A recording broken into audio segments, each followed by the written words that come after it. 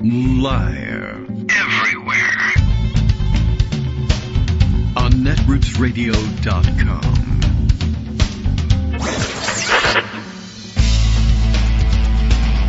David Waldman. Kagro. In the morning. Now, here's David Waldman.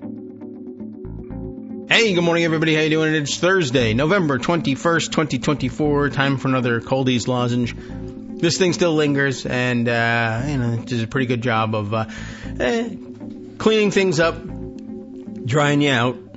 So delicious. Everyone loves them. Anyway, yes, so this lingers. It goes on for another day. But I'll have help again today from Greg Dworkin, which will give me a couple of opportunities, just do some preventative maintenance here.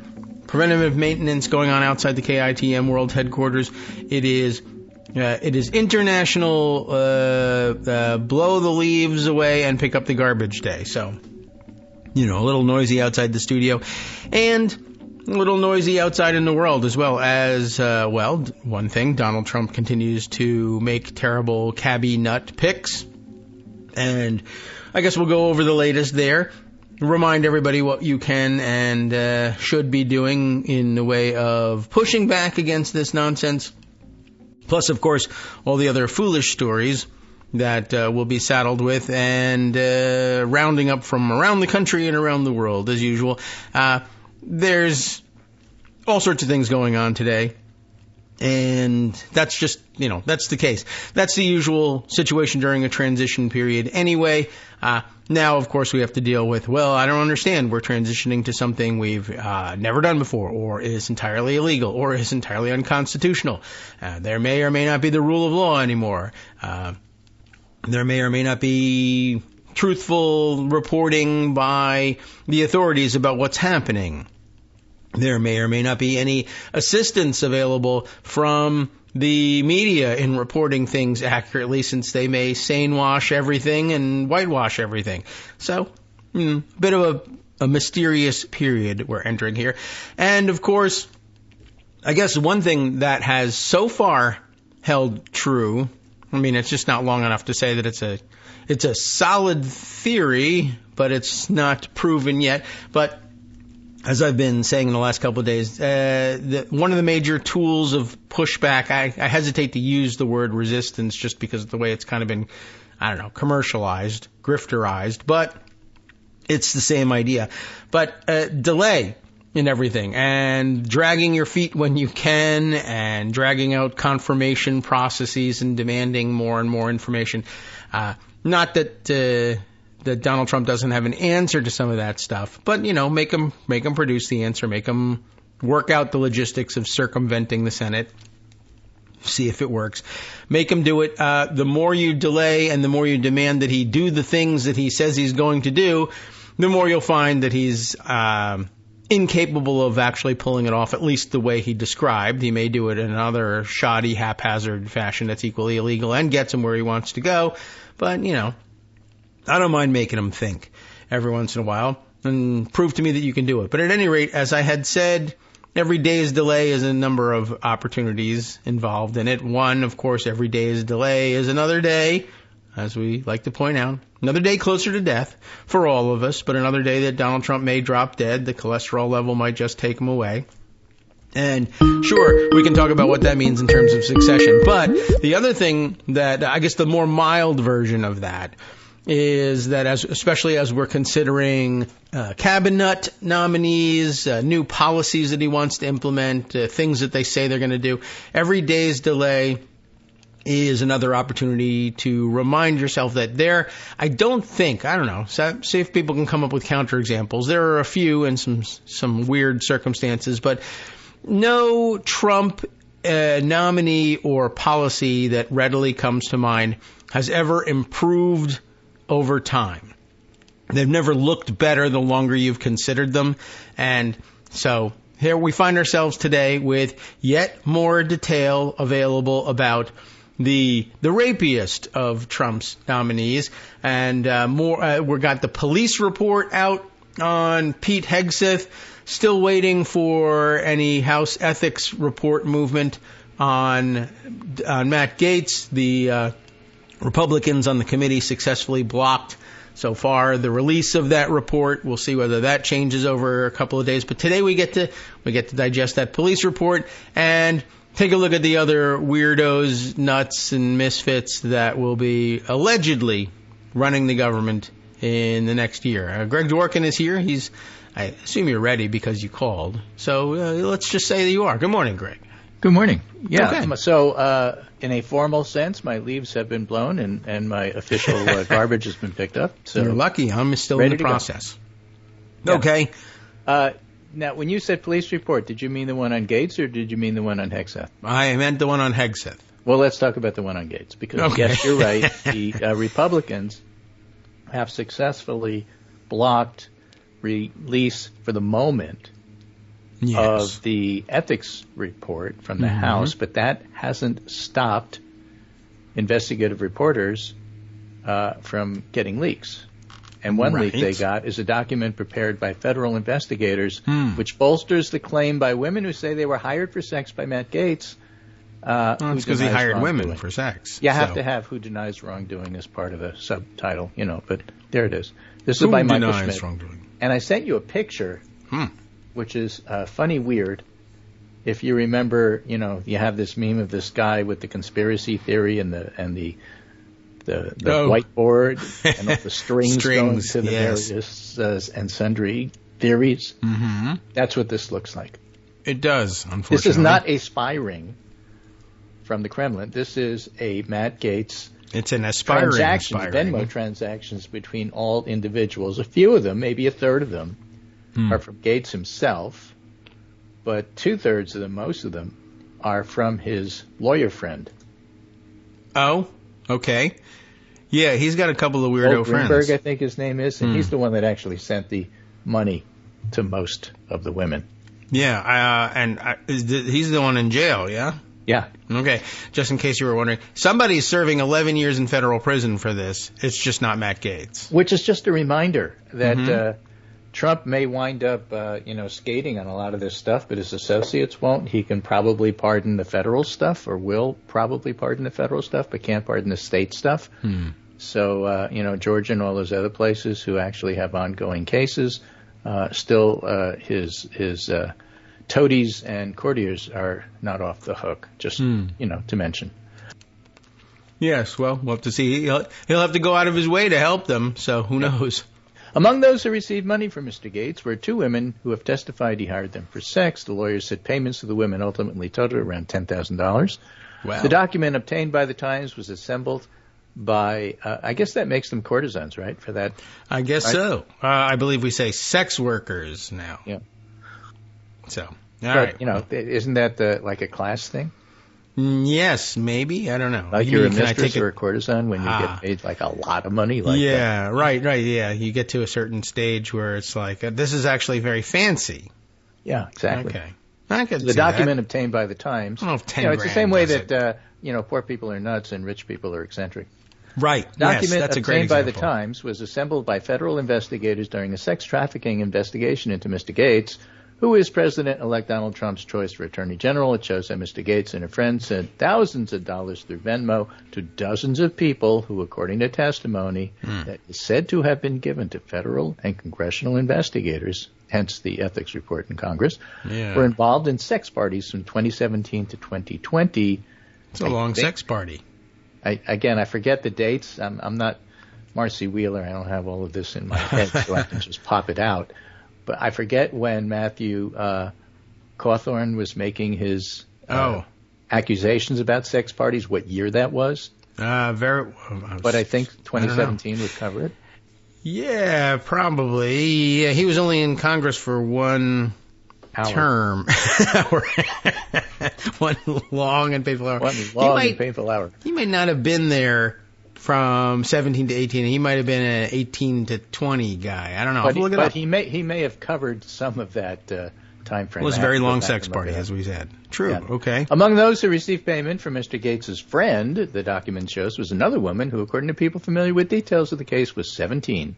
That would make it illegal. Mr. Gaetz, 42, represented Florida in Congress in 2017 until last week.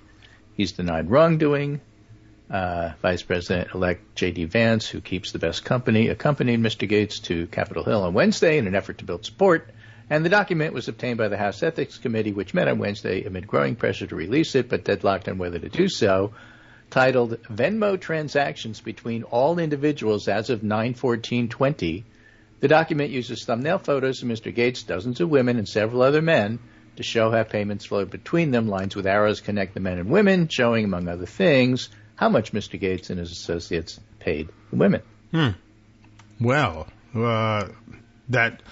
release your taxes. I don't know. Yeah, I mean, it's weird. I mean, some are like $7,330 and some are $30 or $5. So I don't know what that's about. Some because may not be the sex. Department declined to charge Mr. Gaetz with a crime, the documents amassed have remained secret. But a copy of the chart was obtained by the House Ethics Committee during its own wide-ranging investigation. And Stephen Chung, the communications director for Mr. Trump, blamed the Justice Department for disclosure of the document. And, of course, this is going to be their excuse to put Gaetz in charge. Yeah, yes, blow it up leaky. because look what they do. Sure, exactly. I mean, that's a little ironic, to say the least. Madison Cawthorn, by the way, in office from 2021 through 2023. But there's little doubt or little reason to doubt that there were, similar activities going on at the time. Whether or not they involved Matt Gaetz, but I find it hard to believe he'd run into people having sex parties and miss Matt Gaetz. Well, the thing is that, again, this is a process thing. So let's say that the House Ethics Committee is deadlocked. Could the Democrats force this to the floor for a vote as to release it? I think the answer is yes. They'd have to have Republicans cooperate. Yes. Because the Speaker would not want this, so you'd have to go around him. But everybody hates Matt Gaetz, so it's not off the table. Yeah, and some members have started the ball rolling on that by bringing motions to the floor and asking that they be recognized as questions of the privileges of the House and having a direct vote on releasing that. This is a process that'll take a day or two if they're not floor leaders. So who decides whether? Just because you bring it to the House and say, this is a question of the privilege of the House, who decides whether it is? Well, what answer do you want? The chair. The chair with the gavel is the one who says what the decision is. Very often they rely on the parliamentarian for that answer. Right. Okay. Sometimes so they that don't. One I know. So then you have to overrule the chair. Right. And that's where you wind up getting votes from Republicans. I just want to make it easy for civilians. You probably very few Republican votes for overruling the chair usually on anything if they hold the majority. But you do get a roll call vote. That's if you're looking to get a public vote, who's for releasing this report and who is against it, who's trying to cover it up. Right. That's how you get it. So normally it wouldn't go anywhere because Republicans have, even if a one seat majority, yes, they would block it. But in this case, because everybody hates Matt Gaetz, not off the table. You could have Republicans who say, yeah, I want to see that report. Yes. And then, by the way, they'll also try and engineer something like, people will make a motion. Someone will make a motion. The chair rules. I think you're wrong. I move to overrule the chair, and someone will make a motion to table the motion to overrule. And that way you end up with a vote where a yes vote means yes, make it go away. And then you can go home and say, I voted yes on the release the Matt Gaetz report. There's all this sort of stuff that absolutely positively can happen. Odds are will happen. I'm simply saying that there's enough people that hate Matt Gaetz so that you might win all those votes. Meaning you release the report.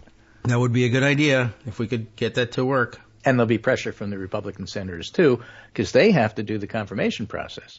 Maybe. And they would like something to sink him. And you need, something with teeth. This New York Times thing helps. Okay. But, it would even help more if it were verified by the House Ethics Committee. I don't think that report will leak exactly, but I think everything in it will. Yes. And it's already started. Yeah. They're good. All right. And I don't know. I mean, the New York Times didn't make up that chart. We think that they did not. That's true. Marjorie Taylor Greene is out threatening something as well related to this, which actually sounded like maybe she still angry with Matt Gaetz and or has some dirt to spill on some others. Is she threatening to lock him in a bathroom with trans people? What is she threatening? I forget, because her threats are all over the place. Yeah, I know. It's difficult to track them all. Gaetz is threatening other members of Congress. I can't keep track of it all.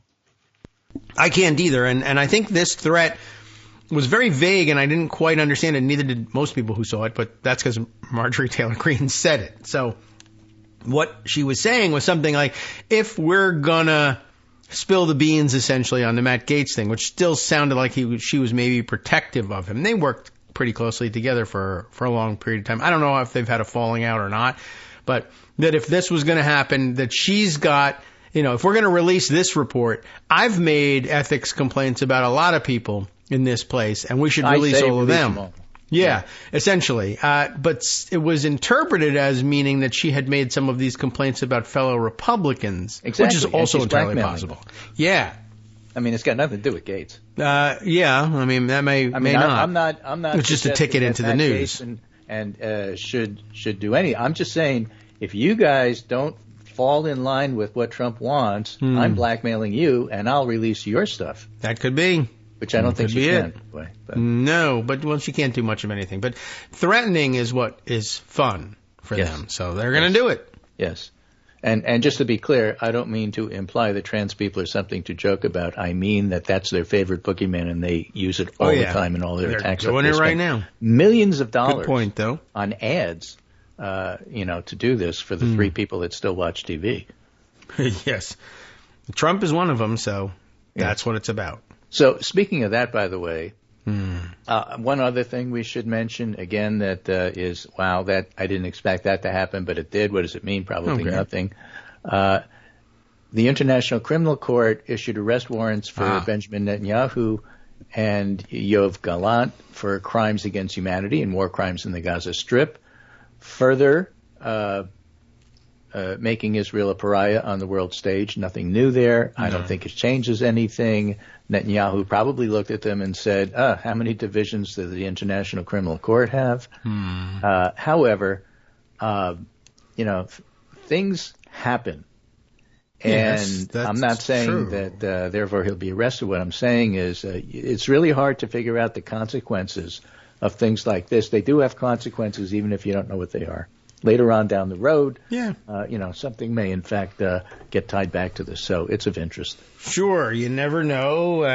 All sorts of things can come out of that. His travel is restricted. He has to make different choices about what he's doing. Non-cooperation from people who otherwise felt like they were going to, and now they won't because they have other reasons for not wanting to, and this tips the scales, the Saudis, et cetera. So you never know. Right. Okay, good point. Well worth noting. Anyway. Back here in the United States on the domestic side, Dave Wasserman notes that Kamala Harris now has 74.3 million votes and counting. She surpassed Trump in 2020, who had 74.2. So she is now the 3rd highest U.S. presidential vote getter of all time. Biden had 81, the most ever, easily. Trump's 2024, unfortunately, was number 2 at 76.8. And was it ever number 2? And Harris is number 3 at 74.3, beating everybody else. When you talk about, Harris ran a terrible no, she didn't. She lost, which is the problem. Yes, well, that's my didn't run a top problem. She actually ran a very good campaign. It just wasn't enough. No, this is excellent. It's good behind-the-scenes statistics. Only folks like us will care about it, but that's why we're here, to hear those things. Thank you. That's important. And it's so, reality. I love reality. Okay. She lost. Actually, this one sucks. But yes. How? Why? What happened? And that's still going on. And I think there's a couple of really interesting things that came out over the last week or two since the election, which are worth reading. And, some even in the last several days. This one is from where? I can't even tell. We're 19th News. Which covers an independent nonprofit newsroom, often covering women's issues and gender issues. Harris lost support from women overall, but not with women over 65. And it turns out that women over 65 actually care about Medicare. Well, and Social Security, and they were not happy with Trump for that reason. Women under 65, Harris lost support from. Mm-hmm. And then you ask the question, well, why? I mean, it's a gender gap. A historic gender gap did not materialize, in part because the share of women's electorate that Harris won decreased across all age groups, except for women over 65, compared to 2020 Biden. A gender gap has existed in every presidential election since 1980. The gender gap is typically considered the difference between the proportions of men and women. In 2024, there was a 10-point gap. 2020, there was a 12-point gap. 2016, 11-point gap. So, it's within the range of what you would normally expect. It's just that people expected it to be bigger, and it wasn't. Well, maybe women don't vote all that emotionally after all. Gee whiz. Well, I thought they were all going to definitely vote for women. 2 points among 30 to 44, 7 points among 45 to 64, and 65 plus, equal amounts in favor of Harris as compared to 2020. And they remain more likely than men to support the Democratic nominee. So when you talk about, for example, older black women or the people who wind up electing Democrats, still true. Okay. Thanks. And again, you say, okay, that's the what. What about the why? A really fascinating column by somebody who I think is brilliant. Tressie McMillan Cottom is writing in the New York Times. And she writes how Trump got in Americans' heads and stayed there. And she has a very long column about details, but here's the nut graphs. The long and the short of it is that circumstance in history forced Kamala Harris, a potential change candidate, to run as an incumbent during a global anti-incumbency, pro-authoritarian political wave. We've said that. Her campaign was worth 3.5 points. There was a 7-point wave, so she lost by, less than 3.5. The only surprise, in fact, it's going to be like 2 by the time it's all done. The only surprise here is that anyone expected the United States to be exceptional by bucking the global headwinds that favored a conservative populist. These headwinds helped Donald Trump grow his support among young voters, Latino men and black men among others. For as long as I have been eligible to vote, the line in the GOP has been it's old, it's white, it's boring. And Trump's appeal with young people refutes that as much as his success with non-white men does. Trump didn't win over these minority and young voters because he figured out how to appeal to their identity. He excelled at tapping into the information ecosystem, social media, memes, cultish language of overlapping digital communities where minority and young voters express their identity. That's a meaningful difference. Trump's rhetoric and agenda may appeal to some voters based on racial identity, but the bigger story of Trumpism is how economic polarization is scrambling and complicating identity politics, especially in online spaces. So he's talking about the two groups of people who have podcasts. One she labels traditional wives, trade wives. Or trad wives, yeah. Trad wives. Trade wives, that's what Republicans do at parties. Yeah. The social media generation's iteration of the 50s white suburban middle-class housewife. They glorify domestic labor, the wealth that makes a single-income nuclear family seem like a respite, with clear, if implicit, echoes of Make America Great Again movement. A big part of the fantasy, what do you call it? Trad wives, like traditional. Traditional. Trud wives? Don't tread on my wife. Don't tread. Trad wives. Trad wives is that women can once again, I don't like the word. Call them Latinx. It doesn't match. Is that women can once again enjoy the trappings of upper-class consumption without the dangerous density of urban life or the hard labor of rural life. In other words, live in the suburbs and cut yourself off from everything.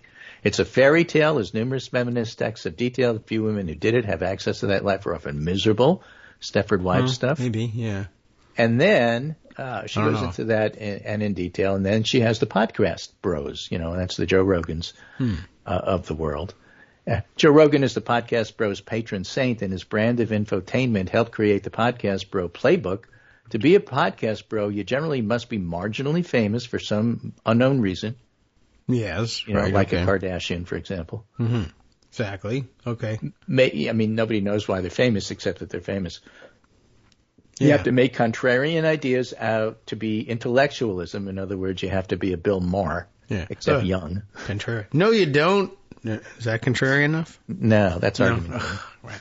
All right, I'll work on it. And promote yourself as an independent thinker while booking attention-grabbing, politically extreme guests. Then you can monetize your show looking entrepreneurial by selling a range of junk that cozy up the disinformation about vaccines, health, fitness, and investing. So this is how you get into, Patriot takes generators, solar generators, and 25-year food caches, and at the same time, you can pay for them with Bitcoin. Right. Buy gold. Now, to be sure, right, it's the same thing. It's the same Glenn Beck thing, only for podcasts. Yeah. To be sure, and it's a scam, and that's why I said to you the other day. No, it doesn't send me your money. The thread that goes through all of Trump's friends and his cabinet members is that they're all grifters. Yes. And so are these podcasters. They're doing way better than we are, but they're grifters. I should grift, is what you're saying. You should not.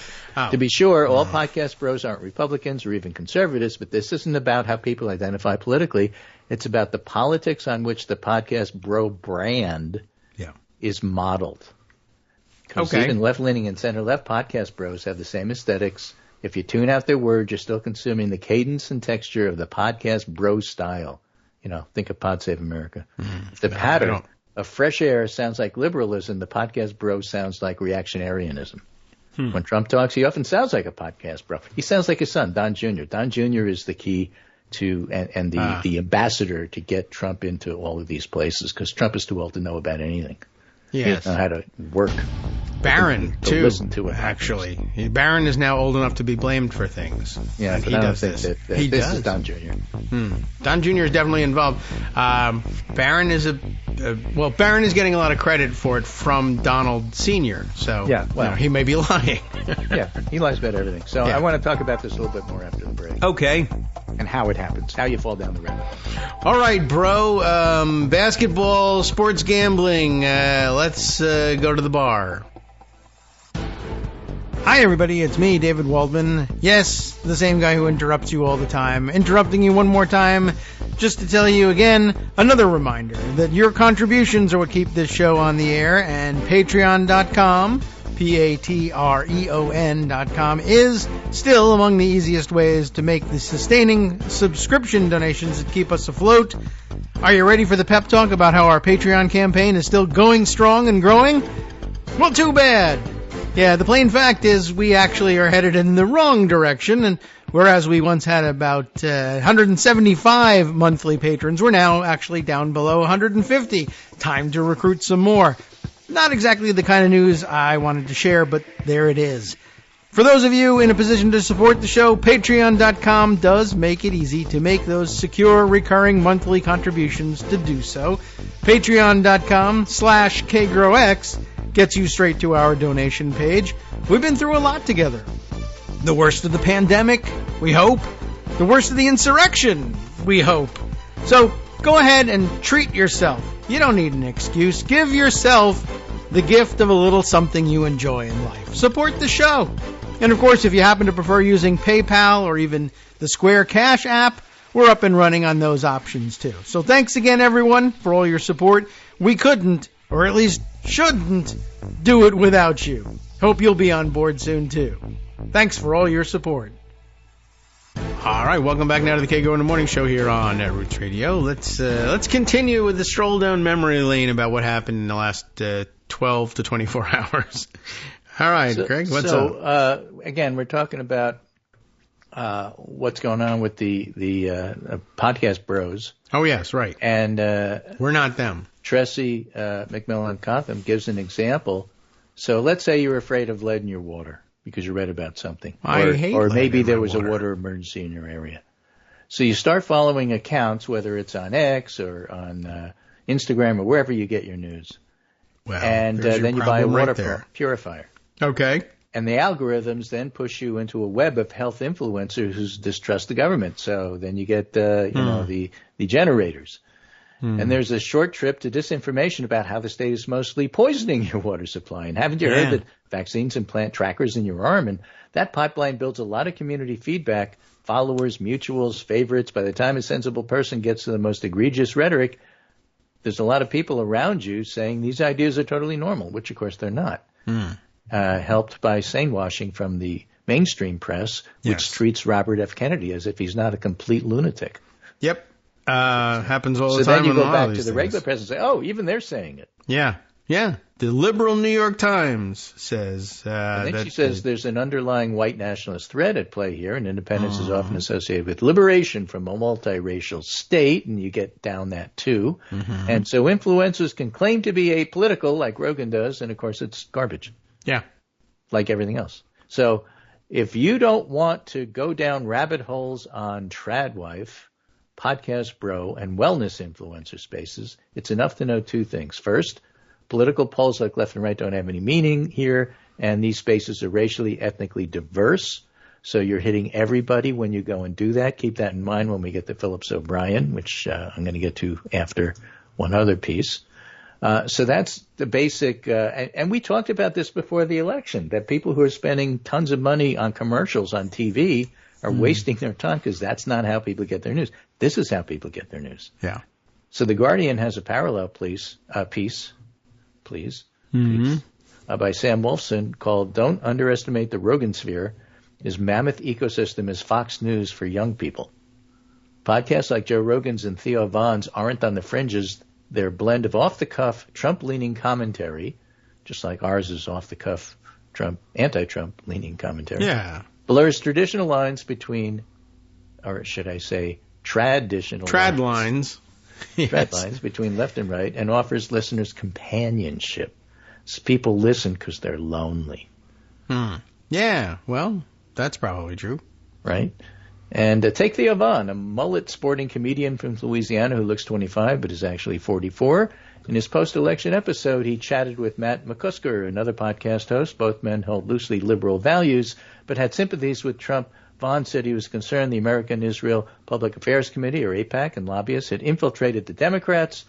Steve Bannon always said the doctrine behind Breitbart was that politics is downstream of culture, and that to change politics, you have to change culture. It's a doctrine that guided Trump to victory during his first campaign with older white voters, and he's saying it worked again this time. Oh. Okay. Boo. And then this is Phillips O'Brien, who generally covers military stuff, and says, I happen to be speaking to a senior Republican, and this senior Republican has been involved in Republican politics for over 45 years and has personal relationships with each of the last 6 Republican presidents, so he counts as an old wise head. I guess so. If anything else. The interview I consider so important, I'll leave it open for everybody here for free. However, there'll be a special comment section. You have to subscribe to comment, so we don't care that much about that. Right. I happen to be a subscriber, so I caught that. That's where I saw this. Okay. And he starts out, remember, this is a Republican who's going to see things through Republican eyes. So we may not agree with everything he says, but what he says is nonetheless interesting. And O'Brien starts out by saying, why do you think Trump won in the end? Trump won because he was able to unite every group of aggrieved citizens in the country, including groups you never would have expected to agree on anything, like pro-Israel New York Jews and Michigan Muslims, like young black urban men and white suburban women. Trump became a vessel for every American with a complaint and brought them to his side. And in addition, Trump held the Republican base together, and the base showed up in droves. The Democrats, on the other hand, and this is where he looks at it through Republican eyes, committed political malpractice by closing the election on issues that weren't the Americans' top priorities, regardless of what the polls said. He's one of those abortion didn't matter guys.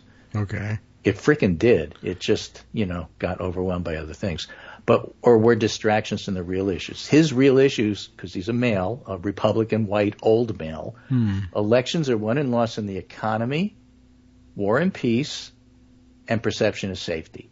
And the Democrats failed on all those accounts. They didn't adequately address working class fears of soaring inflation. They never recognized the economic competition, and this is important, that mass migration presented to working class minorities. And there happens to be deep racism in working class minorities, just as in every other segment of America. And, how do Dominicans and Haitians get along, for example? I'm just saying. Yes. People don't like to talk about it. It's there. Yeah. I grew up with it. I grew up in a working class Italian, Irish, Jewish, black neighborhood. Everybody hated everybody else, except your friends. Yes, if it wasn't exactly outright hatred, it was certainly deep suspicion and tolerance of I'm next to you. But that's about it. It absolutely, positively rings true to me because that's what I saw when I was growing up. I can absolutely understand it, and I mean, I guess when we think of it, like if you're thinking of it in terms of racism, like the most extreme Jim Crow lynching racism. Who's going to come take my job? Right. And you'd come home and grumble about that, and, dads would come home and say something, and they gave that job to somebody else from another ethnic group. Exactly. Yeah. When they did talk about issues, Democrats focused on issues of transgender equality, which they didn't. Mm-hmm. They didn't talk about it at all. Only Republicans doesn't matter. Yeah, right. And abortion, and in particular, abortion is a losing general election issue, and the side that focuses on abortion to close an election is losing. Complete bullshit. But that's okay. As I said, he's a white, old male Republican. Yes. He's right about the other stuff. Okay. So you can be right about some small number of things and then be wrong on something later. I'll do it later today. So his point of view is every sentence uttered by a candidate about abortion is one less sentence focused on the economy, and you only have so much time, so you should focus on the economy. Obviously, you can focus on more than one issue. He named 3. Well, then you must be able to. He can, so can I. Right. This is just one column. I have all. He also says Kamala Harris was inexperienced in winning close general elections, but her team was very experienced. So I don't buy that one either. So here's all the ways Harris should have done things differently, which are all garbage. I'm not even going to go into it. None of it means anything. But the points he made about why Trump won are true. Trump did gravitate to grievance. That's his thing. Yeah. He understands it as a con man. He totally understood. Everybody's aggrieved about something. I can push those buttons, and I can get them to unite behind the grievance because I will be the vessel that will fix your grievance for you, even though I have no idea what you're talking about and how to do it. But I could sell stuff like that. That's what I do for a living. And basically that's how he won. And the fact that the Democrats didn't do locally, like within a state, as well as they could have to say, this is nonsense. You don't have anything in common with those other people who are aggrieved. In fact, they're trying to win back their grievance issue on your back. They didn't play that game enough or well enough. So where they won, they did it well enough, and where they lost, they didn't. Oh, okay. I mean, that's pretty straightforward. It's very straightforward. I have no real reason to argue with that. Well, why do you say I didn't do that well? Because you lost. Yeah, there is that. I mean, I'll point out, by the way, well enough, you would have won. The claim, which you said you refuted anyway, of that Kamala Harris doesn't have any experience winning close elections. I mean, truthfully, neither did Donald Trump. He didn't win. The first one that he supposedly won, he lost by 5 million votes, but the Electoral College turned it around on its head. He lost twice in a row, right? So from a Republican's point of view, this also gets to what I think is true when you talk to, and I've talked to people who have talked to people, and they've told me the stories they got from others who wound up in the end voting for Trump. They're all excuses, all of them. Yeah. They won't tell you she or he wouldn't vote for a woman. They'll tell you, oh, well, it was about this or that or something else. Or there was just something about Kamala Harris that I was hostile to. I can't put my finger on it. Okay. Somebody actually said that to me. Yeah. Really? Yeah. And what was it? Well, I don't know. I just didn't like her. Yeah. Why? Well, I'll think of a reason. Yeah, I need to think of a different word. But it won't be the real reason because I'm not going to tell you the real reason. Right. Could hypnotize her and see what happens. But yeah. Okay.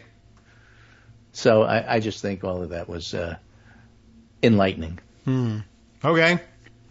And so again, you go back to, well, the campaign should have done this or that. There's nothing she could have done that would have been differently. You can't run from Biden. You can blame Biden for not stepping down earlier and not running at first, but she still would have been the incumbent then. Yes. I mean, Biden could have stayed on as president and announced way back, I'm only running for one term. Maybe you would have had an open primary earlier and a bunch of stuff would have been different. Maybe not. You don't really know that. For those people who don't like the fact that she lost, To them, the open primary was the key answer to how everything could have been different. None of that would have changed. No. Incumbency, the Democrats in power in the White House, no matter who it is, the state of the economy, war and peace, which you really don't have that much control over. Benjamin Netanyahu not only destroying Israel slowly in the process of trying to destroy Gaza, but destroying relationships in the United States, splitting the Democratic Party. All that stuff is out of the control of any one candidate. And so those are the forces Harris was running against. They're big forces. Yes. And, the idea of having an open primary at that point in time was just, no, I'm sorry. Well, that was a non-starter. But what if Biden had declared early on right. That I'm not running again?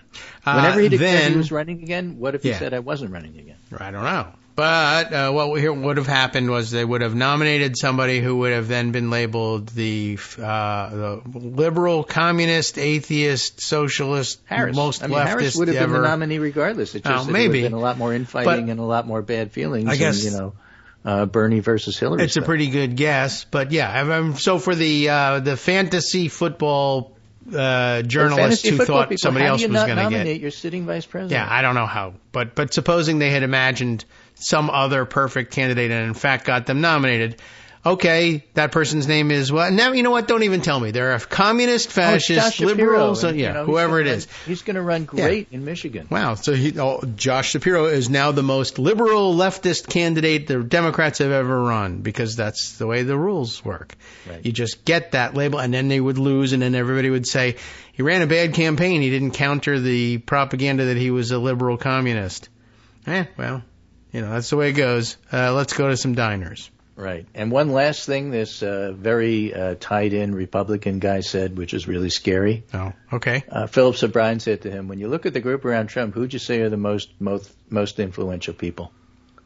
Right now, around Trump? Elon. Of all of them. Elon Musk? Yep. Okay. Elon, and Elon. Yeah, okay. I had 3 guesses? Dang. Yeah, I was... That's okay. Bad. Good, I don't want to scramble for more. Now, it is. That's not going to last. Because, as he puts it, both Trump and Musk are the biggest alphas on the continent, and they're going to clash. And that's already happened because people in Trump world are not happy with Elon. But that's his current, BFF, and so that's where a lot of the garbage comes from. Yeah, that guy's crazy. He's nuts, and he's got a lot of money, and that's going to make that makes Donald Trump interested in him. He's not nuts. He's eccentric. Right, he's incredibly rich. Yes, he should start painting himself. I don't know whether you should do orange or a different color, but anyway, the door is open. He's terrible, and I don't know whether Trump remains infatuated with him unless money starts flowing. Yeah. There's really no reason to say it's one of those. This town ain't big enough for the two of us. That's pretty much what's going to happen. It's just we got to go through all the pain before we get that far. Mm-hmm. Okay.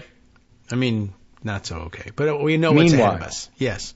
Jeff Stein at the place that everybody's leaving. Oh, by the way, you mentioned the other day that Blue Sky was up to 17 million. It's now up to 21 million people. Yeah, they're basically getting a million people a day.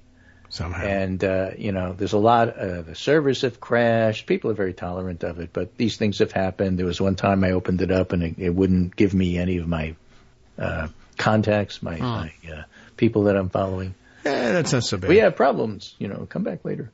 So that's fine.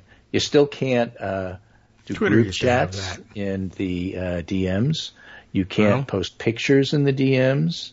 So you can't, if you have a cartoon or something you want to send somebody, you can't do that. Share it with the class, no secrets. And it still doesn't embed in places like Daily Kos. So, it still has issues, but they're working on them. Mm-hmm. They are. They're pretty responsive to the... They are, and they've responded and said, we are working, we're getting more servers, they're in the mail, that sort of thing. Anyway, at the other place, David Frum had a comment that I thought was worth sharing. It said, I've been on the other platform for a week, that is to say Blue Sky. As compared to X Twitter, there's at this point about 35% as much signal and remains especially weak for international information, which I find true. On the other hand, there's 90% less noise. So for those of you who don't like noise, blue sky's great. For me, who wants information, 35% as much signal, and that's his estimate, of course, but I think he's right in the sense that there isn't as much. It's a problem. So that hopefully will get fixed as more and more people join, as more and more people leave Twitter. Here's somebody who hasn't left Twitter, and I only found it on Twitter. Jeff Stein at the Washington Post writes, Musk Ramaswamy today gave us the first Doge roadmap, as I understand the key steps. Roadmap, okay. But Doge people at each U.S. agency used advanced technology, which is to say AI, to have them identify thousands of regulations to cut, give Trump a list of these regs to cut, have him approve them, identify the minimum number of employees necessary to maintain each agency's core function. For example, Musk oversaw about an 80% reduction in X headcount, and it showed. Because if you're not monitoring anybody and you're not trying to get rid of the Nazis, you don't need all those people. Cut the federal employees. Cut programs where Congress-specific spending authorization has lapsed, include VA healthcare, NASA, anti-poverty programs. Approve a temporary suspension of payments amid large-scale audits.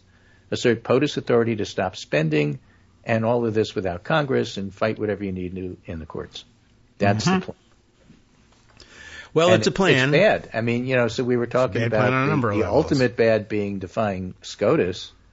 Yeah. But the stuff that they have out here for an agency that doesn't, for a department that doesn't exist, these are bad suggestions. They are, and they all ultimately end up in front of SCOTUS, and each one of them gives them an opportunity to defy them. Yeah. I mean, the whole thing, it gets down to the bottom here, at the last step of actually implementing the stuff, number 7 here. Yeah. Assert POTUS authority to stop spending. We've been there with the SCOTUS. The SCOTUS has ruled on that. That's impoundment theory. It is unconstitutional and has been since Nixon. And even variants of it, like the line item veto, declared unconstitutional as late as the Clinton administration. It is clear cut. But they have changed the composition of the Supreme Court and don't care and want to have this confrontation. This is cut and dried precedent. Can't be done. Unconstitutional. Unless the people who grew up and went to law school learning that this was unconstitutional now worry that their families will be murdered, for instance, let's say, and think that it's constitutional instead, as long as I get to live. Right. We'll see. So, yeah, I'll finish up with a piece actually from The Forward, which is a liberal Jewish site. Okay. Shall we call it? Outlet? Whatever they call it. Whatever the kids call it. I have a hard time categorizing it even, but okay. Yeah. Liberal? Maybe. The data doesn't support, some ways. Compared to Jewish Insider and some of the other places, absolutely. Oh, okay. The data doesn't support any of this I told you so-ism. Every exit poll and data set has shown that much of the consternation of progressives, economic insecurity and dread drove swing voters to the right. Not only that, but this has been the case in every developed country this year. This mimics what the longstanding Republican who talked about. Oh, yeah. I see what you mean. Post-pandemic inflation's hit people hard. They're throwing the bastards out of office, whatever the bastards are and whoever they are. And in fact, Trump's victory was narrower than most. Sure, Republicans voted for an immigration crackdown, restrictions on abortion and the rest, but those votes were already baked into pre-election polling. The swing voters, the ones that surprised pollsters and delivered the victory, voted on the economy. All right. Good. Why is this relevant? A few reasons. Wrong. First, it's quite understandable for liberal Jews to feel like strangers in their own country. I've spoken to many friends who are deeply disheartened. To be sure, vulnerable people are still going to be in danger. And second, I noticed myself a tendency to obey in advance, as scholar of fascism Timothy Snyder warned us not to do. Yes. The manosphere is in charge now, we say to ourselves, time to get with the program. I strongly disagree. Finally, it's good to be wary of overinterpretation in general. As Jon Stewart put it, all the pundits will tell you what happened. All the pundits are wrong. Oh. Well, but that's generalization. But he knows that. True. It's a joke. Okay. Yeah. If you're explaining the joke, which he wasn't, and I am, you're losing. Anyway, so I think that's probably right. Okay. I think so. I mean, I think there's a lot of, certainly a lot of truth behind it.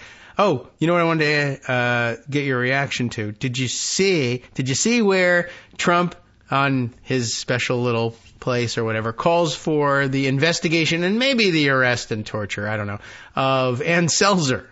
Yeah. For election interference. She's retired. She's out.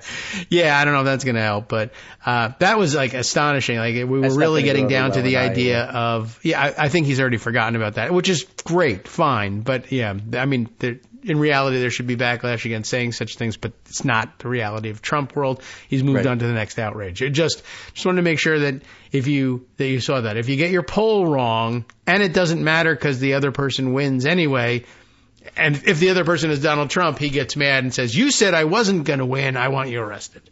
Right. Weird. No, he's going to start with Nikki Haley and John Bolton. He's not going to start with Ann Selzer. I would, yeah. I mean, he might not know who that is, actually. Right.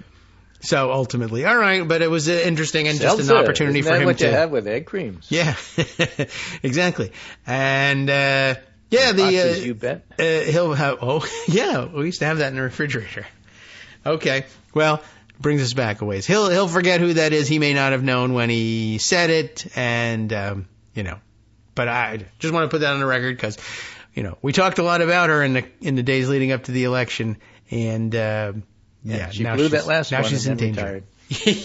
That's Although not her great. Opinion, it was interesting. Her opinion was she thinks her poll scared people into voting for Trump. Oh well. Then that was election interference. I want to arrest her. Yeah. Well, that was weird. I thought it was a little odd that her last, well, not her last one out, but all of them, that she was saying, well, her methodology is she just doesn't like to tinker with the weighting, I guess, very much. Just placing those calls and asking people who they're going to vote for. Interesting, though, that you would get that kind of an answer and then, and then it goes the other way, and it goes the other way big. Right. Oh, and before I leave, I guess I should do this for the sake of completeness, because we started the show talking about the fact that, you mentioned Pete Hegseth's police report, but I wanted to talk about Matt Gaetz's. Right. So this is from Aaron Blake. Key points in the police report on Hegseth's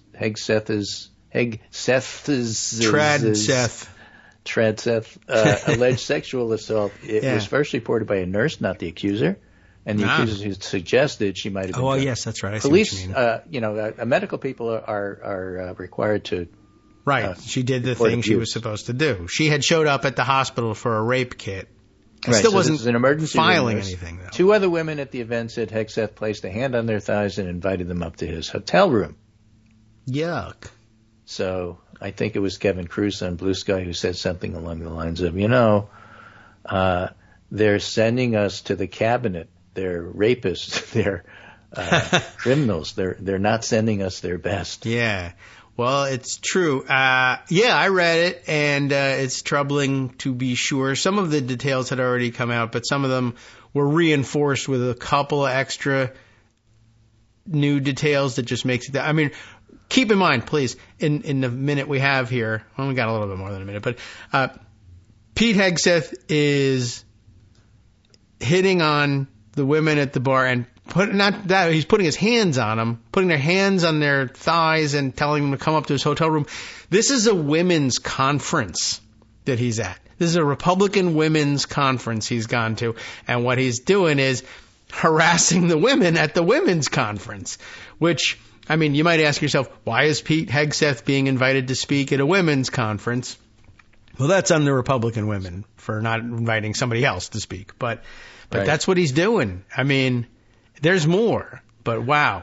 Right. One last thing I just found on Twitter, but not on Blue Sky. This is Nick Gorovich, who it'll be there pollster for Navigator Survey. Postmortem should take it's within line with what we were talking about today. Okay. Postmortem should take a long look at this slide. Trump did better on the macro, which is to say national economy and inflation. Harris did better and far more competitive on personal economics. Looking out for the middle class, cares about people like me. She won the kitchen table, and we lost. Though it wasn't enough. Yeah. And he says Democrats need to do better on connecting with working people, no doubt, but we also need to spend time thinking about how that connects to a broader economic story, because it's the latter where swing voters moved away. I guess. It's a pretty complex thing. It is. And so he's especially got if you throw in they don't know what Harris they're doing. Did better, areas where Trump did better. The main thing, state of energy production and energy prices in the United States. What? which is ridiculous. Yes. But they did better. The state of the national economy and the level of inflation, that I understand. But the fact that America, this is one of those, Democrats didn't want to tout the fact that they're producing more oil than ever because they didn't want to get the green people upset, so that normal people said, well, you're not doing enough. Mm-hmm. Yeah, there is that. That's what that is. Yeah. And, interesting. So she concentrated on the kitchen table issues, and everybody said, yeah, but what about the macro? That's amazing. Yes. Here's your kitchen table. That's what I can't put my finger on it. Excuse, right? Yeah. You find an excuse for, although this is why I did. No, right. You didn't want to vote for a woman, and you were really, really, really, really mad at Biden for various and sundry reasons. And you got snowed, you got snookered by the guy who was selling aggrievement. Yeah. And you don't want to tell people that. Yeah. And you're, of course, misinformed and happy about it, many of you. So there's After there's abortion, Nick Horowitz writes, the next 5 top reasons to vote for Harris are economic. Trump's list was big picture, fix our economy, secure the border, all the stuff that our wonderful mainstream media didn't pin him down on. Mm-hmm. He's going to secure the border. How? Right. Don't know. Go away. Why the press is terrible. Kill them. Yeah. No, the point is he's ahead in the polls on these issues. Well, that's because you're not asking him how. You're not talking about how he's going to secure the border. You're not pressing him on how he's going to do that. Yeah. So, and here we think, now, the country's all a bunch of chowderheads. They're voting based on misinformation and listening to Joe Rogan. Or they're all Chuck Todd, and they all think it's so crazy it just might work. I don't know which it is. Yeah. Yeah. Anyway, that's it for me. It just might play. Okay. Next week. Very good. Next week will be good. Thanksgiving Monday, week Wednesday. Next week. Yeah. Monday, Wednesday. We'll see what happens on Thursday. Right. Yeah. I still don't know. I mean, it'll be noisy. No. I'm not planning on being here Thursday. Okay. We'll see. Yeah, sure. We'll It's see a what day you for do. relaxation. I'll let you know probably like Wednesday. maybe even Thursday morning. Yeah. Hey, you'll know. Right. Okay. All right. Thanks, Greg. We'll catch up with you then. I appreciate you hanging in there for another full half hour. Boy, yeah, you must be enjoying this. Half hours. Okay. Yeah. Right. If you split it up with a break in the middle. I got more to say than just a half hour. Yeah. Okay. Well, we'll do it on Monday. Okay. By which point we'll be buried under another load of garbage. But we'll talk about that garbage instead. Thanks again. And we have to beat trad libs. Yes, I know you're really enjoying that. Amanda Marcotte writes about that all the time if you want to catch up with it. I hate that word. Ugh, yeah. All right, welcome back now to the Kagro in the Morning Show here on Net Roots Radio. Where do we go next? Well, I told you that there was more information about Pete Hegseth. It was, of course, the police report that was released, and Mediaite was the first one that I saw get it, write it up, and then arrive at social media with the news that they had a link to their write-up of it. That's the way you get your news over social media, and the way you elect fascists. So I thought I'd join in, and I've seen people react to this reading and link it and say that it should come with a trigger warning, and it kind of should. If you're, easily or easily or not, if you're disturbed by these sorts of things, you know what the allegations are going to be. You know what it's likely going to involve. We've hinted at some of it before. Now there's more discussion of it. It's still doesn't nail it all down, but I guess I'll just say, yeah, if it's a trigger for you, you're going to want to watch out. And so leave now, come back later. I don't know what to tell you. Mediaite's reporting, done here by Diana Falzone and Aidan McLaughlin. New, it says, Mediaite obtains full police report on Pete Hegseth sexual assault allegation. Now, a lot of the details we've heard about before, it's been hinted at before, some of them said outright, but this sort of serves it up in a slightly different way. And let's see, let's just try and read through it and we'll comment along the way. A police report on the allegation of sexual assault against Pete Hegseth, the Fox News star nominated by President-elect Donald Trump to serve as Secretary of Defense, was obtained by Mediaite on Wednesday and contains graphic details of the 2017 encounter. Now, some of that will, again, trigger. Some of that will just make you, put you off your breakfast. We'll see how much of it we need to use. The report provided by the city of Monterey, California, was previously released to Hegseth in March of 2021 per his request. It runs 22 pages. Like, that's a lot of he said, she said, 22 pages, right? I don't know if that counts.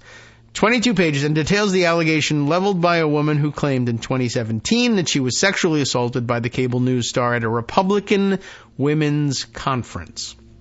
That is an important point for me. I don't see people playing that up a whole lot, but you'll see why. Well, you probably can imagine why. I mean, it's enough to know right now. I mean, Pete Hegseth is raping people at a women's conference. Like, come on.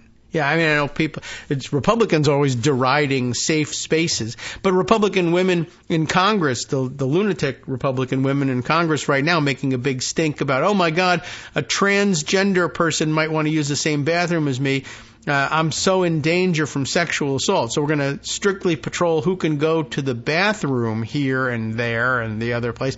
And by the way, they'll have to inspect your, genitals, as AOC quite aptly puts it. One of the better responses to all of this. So I just love the summation that she gave to it, was that, look, Republicans now want to inspect your genitals when you want to go into the bathroom. That's gross, and you should reject it outright. And it is gross, and gross is the right word for it, and it punches the same way as quite, old and quite weird did initially with Tim Walz talking about Donald Trump and the people who surrounded him. Weird, weird, weird, weird. This is gross. And this is what it comes down to. I understand the theory they're working on here, but it does come down to they're going to want to do a underwear check on everybody and somehow think that they're not the pervs. Anyway, what was interesting, I think, her answer was a good one. But I don't want to get off track here, but this is a big deal, right? We're going to patrol who goes in the bathroom, but at Republican women's conferences, if we invite men to come speak at Republican women's conferences, which is weird enough as it is, but maybe he has something to say to us, etc. But you had to assign staffers to make sure that this guy wasn't going to get rapey with the women you invited for a Let's Empower Women conference. And then he comes and he rapes them, and they're still not doing anything to get rid of him. That's crazy. But that's a little further afield than we need to go. Tim Parlatore, Hegseth's attorney, vehemently denied the assault when it was first reported last week that a detailed memo of the claim had been sent to the Trump team. Parlatore said the sex was consensual, and that Hegseth later paid his accuser as part of a non-disclosure agreement in order to protect his reputation. He hasn't got one. Hegseth was never charged with a crime.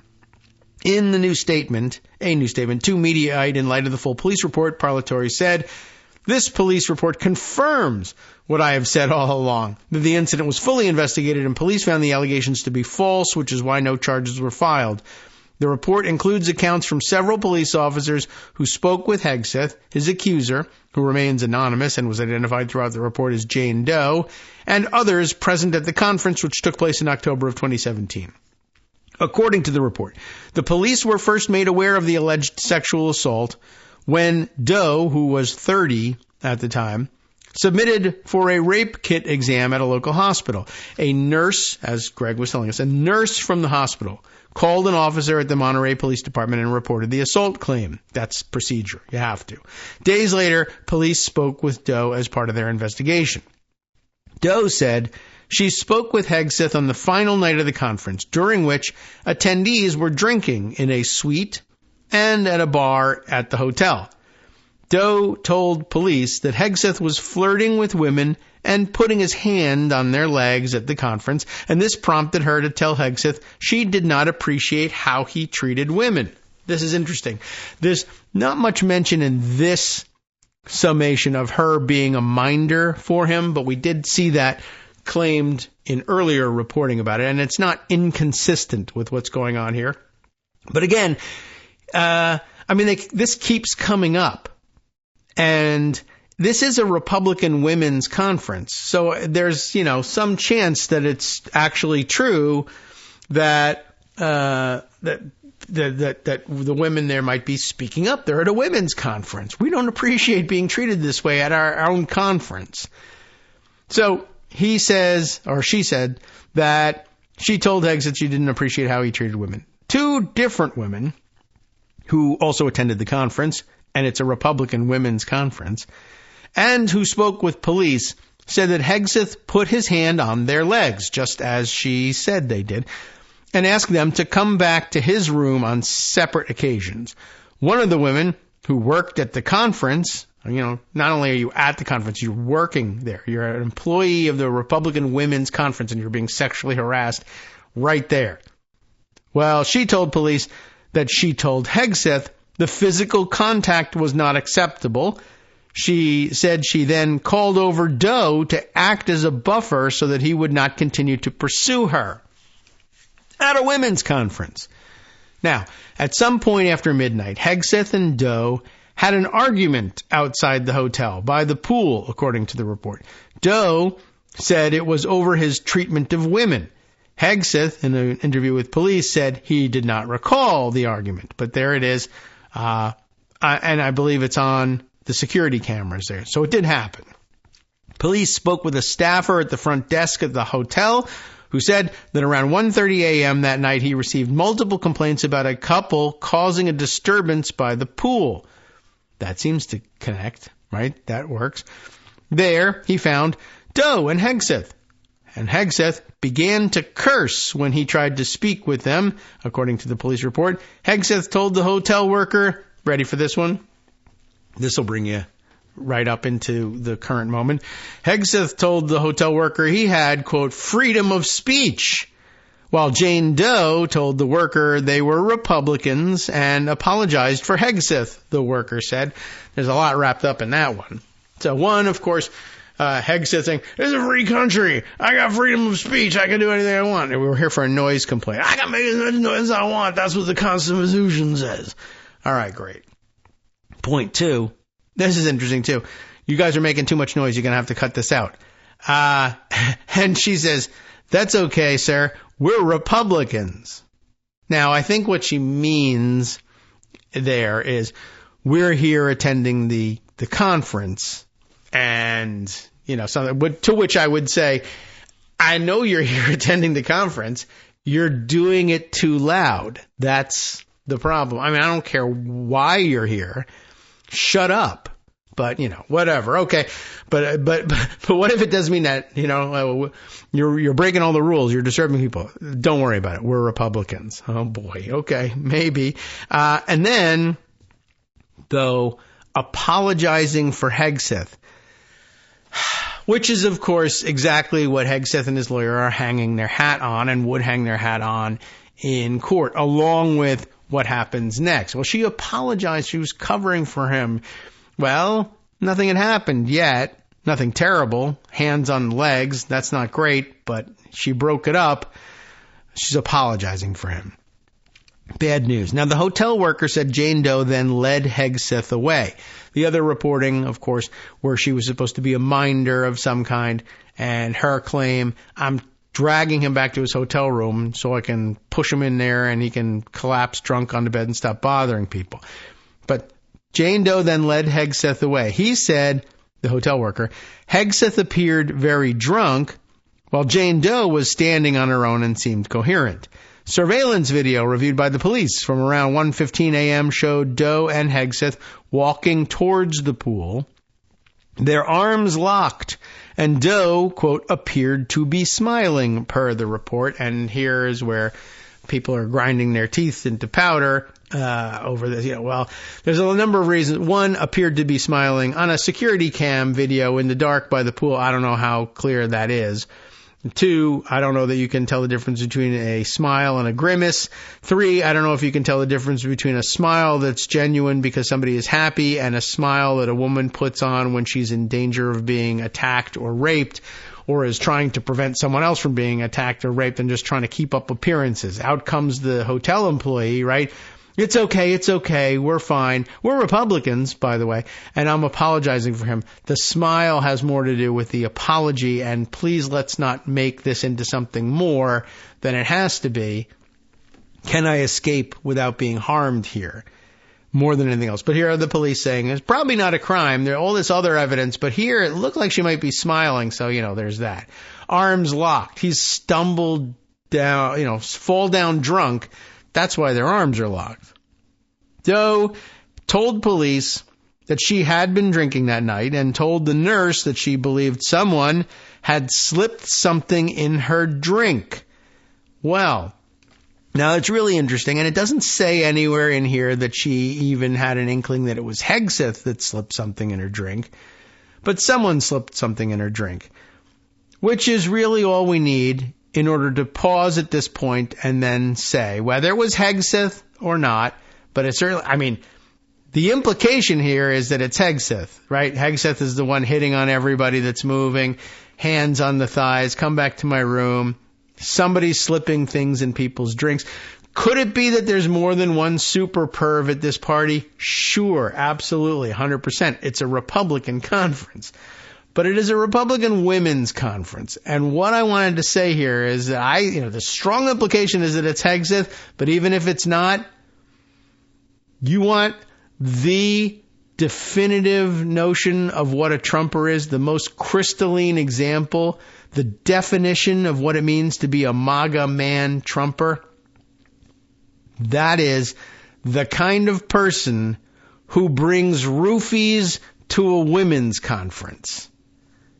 Let's talk about that at his confirmation hearings, right? Talk about him that way. This is the kind of guy who brings roofies to a women's conference, and a Republican women's conference at that, if that makes any difference to any of you. But what in the world are we talking about here, right? To plan this out this way.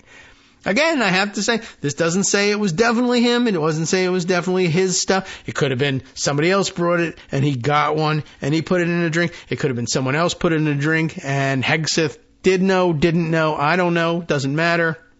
But the point is, somebody's doing this stuff. And it's happening all the time, by the way. It may actually put me in mind of what's his name? Jason Miller and AJ Delgado. On the first Trump campaign in 2016, he gets her drunk, then pregnant, then tries to slip the Plan B abortion medication in her drink. He's putting things in a drink to get her pregnant, putting things in a drink to get her unpregnant, and he's still working for Trump, if you think that makes any difference in the world. And she has got a now 7-year-old son and no child support from this jackass who continues working for Donald Trump. So if you think that's new, no. But wow, think about that. There's a bumper sticker for you. A Republican man, right? MAGA man is the kind of guy who brings roofies to a women's conference. I think that sums it up. But there you go. Also, by the way, I'm just thinking also about what motivates that sort of thing in general. That Pete Hegseth is probably out there in 2017 saying, well, he's now twice divorced at this point. So he's a little old for this game. But I'm just thinking of the Republican guys, the MAGA-leaning online incel influencers. Or Republicans, we need our own dating apps. We need to change the culture. Liberal women and feminists are a bunch of stuck-up bitches because they won't date me because of woke. Now, if you'll excuse me, I got to go buy some roofies. I'm on my way to a women's conference. Well, golly, that's quite a worldview. And apparently Pete Hegseth has got it. And by the way, sexual assault, not a small problem in the military. I don't think women should be in combat roles because it's hard to get roofies when you're in combat. Like, what? I don't know. Is that what he's thinking? Or is he just basically thinking, well, I can't stand it. I just have to rape them. It's automatic. I just start raping them. I got to get some Tic Tacs like Donald Trump. You can't approve this guy. But as a show of strength, they're just going to. And, maybe they'll get away with it as we're seeing, all these years later. This woman, probably for good reason, that has nothing to do with politics, or it's certainly explainable in ways that have nothing to do with politics, is not coming forward. because she'll just be destroyed. And there's really hardly any reason. It's not that she's embarrassed and that she's afraid her husband will leave her, as Hegseth says. It's that everyone will threaten to bomb her house and threaten her children because she got in the way of a Trump initiative. How did she get in the way of a Trump initiative? By telling you that somebody that Trump wants to appoint to high office, in fact, raped her. That's all it takes. So where were we with this? Right. She told police, after saying she believed someone had slipped something in her drink, she told police that her recollection became fuzzy after the pool exchange, and that the next memory she had was, I guess, waking up in an unknown room. She and Hegseth ready? More. She said Hegseth took her phone and blocked the door with his body when she tried to leave. She told police that she said no repeatedly. She said that she hasn't woken up. This isn't the next morning. I got to start that over again so you know the chronology. She told police recollection became fuzzy, and her next memory is being in an unknown room. Not the next morning, but later that evening. That's when Hegseth takes her phone, can't call for help, blocks his body with the door, not allowed to leave. She told police she said no repeatedly. She said she was next on a bed or a couch, and Hegseth was on top of her with his dog tags hovering over her face. Remember, he's military. That's why we're going to make him Secretary of Defense. The biggest sign that he's military, the dog tags in your face while he rapes you. And then Hegseth, she said, good morning, everybody. Trigger warning is here. Ejaculated on her stomach. Good morning. How are you doing?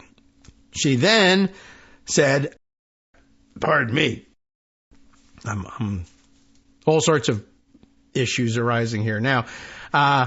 So she says that Hegseth then threw her a towel, not unlike throwing paper towels to Puerto Ricans, I guess, but in this case somewhat different. Throws her a towel and asked if she was okay. No, you just raped me. But other than that, now I have a towel. I'm raped, but I do have a towel. Things have improved. She said she did not remember how she got back to her room that night. 4 days later, she went to the hospital. A few weeks after the alleged assault, police spoke with Hegseth as part of their investigation. In a phone call with a Monterey detective, Hegseth insisted the sex was consensual. Yeah, are you okay, is what you usually ask people after consensual sex. He said he was buzzed but not drunk, and that Doe led him out of the bar before going back to his hotel room. I mean, in fact, she was dragging him back there to stick him away for the night, and so she would stop threatening to rape people. But I guess one way of looking at it is she led him back to the hotel room. He said Doe would not leave his hotel room, and that the two proceeded to have consensual sex, with him in possession of her phone and having blocked the door somehow. He said Doe asked him if he had a condom, and that he did not, and asked her if that was okay. So, by the way, packing list for a women's conference. Roofies, check. Condoms, no. But okay, I'm sure everything will go great. Just like it did for Jason Miller. Hegseth said, he apparently admits exactly how it went down. He said he told her they could stop if that was a problem, I'm sure. Hegseth also said he ejaculated on Doe's body. After sex, Hegseth said Doe showed early signs of regret. I mean, golly, why would anybody regret that? And said she would tell her husband she fell asleep on a couch in someone else's room. In a second call with police, after her initial interview, Doe provided more recollections about the alleged encounter. She said she was suffering from nightmares and memory loss since. Another person who spoke with police said Doe would, quote, cry secretly and, quote, out of the blue since that night. And there's a link so that you can read the full 22-page report. That I have not done. I just read this description, and that's been quite enough. And I mean, I guess I see the same pattern emerging as very frequently emerges with the police and prosecutors, I'm sure, thinking she says she was drinking. The video looks like she's smiling. Right now, it's sort of a he said, she said. She doesn't remember any of the, she says she has memory loss. She's going to be a difficult witness. They're going to beat her up on the stand. I could see how it goes down this way. But yeah, so my main takeaway here, though, is, you know, from bumper sticker territory. Republican guys, MAGA men, the kind of men who bring roofies to a women's conference. That sums it up. And, gosh, if that isn't depressing all in its own right. Okay, let's switch gears just a little bit. One thing I guess we have to catch up on a little bit is this occurred to me yesterday when I was talking with Greg, and we were talking about the appointments and saying they're all such rapey people and involved in strange sexual assaults in one way or another. But the name of Linda McMahon came up, and he said, yeah, well, at least she's not, you know, wrapped up in some sort of sexual assault allegations. And I was like, is that right? I'm not sure about that. Well, this must be what I was thinking of. I have two reports here, one from Rolling Stone and one from NBC News. And golly, which one do we think is going to be the more interesting and informative? Probably the Rolling Stone piece. Let me see if I can open the original and get the byline right. Charisma, is that right? Charisma, or does she pronounce it as charisma? Sometimes people do that. Charisma Madarang. I'm sorry, I'm butchering the name. But credit to you for this piece in Rolling Stone, which is having difficulty scrolling. Trump picks Linda McMahon. Now, that part was easy and true.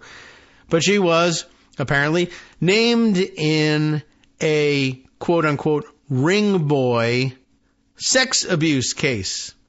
And now she's going to run the education department, just so you know. Linda and her husband, WWE co-founder Vince McMahon, are being sued by 5 John Does, accusing their former employer of sexual abuse. Whatever do you know? That is astonishing. So what are we talking about?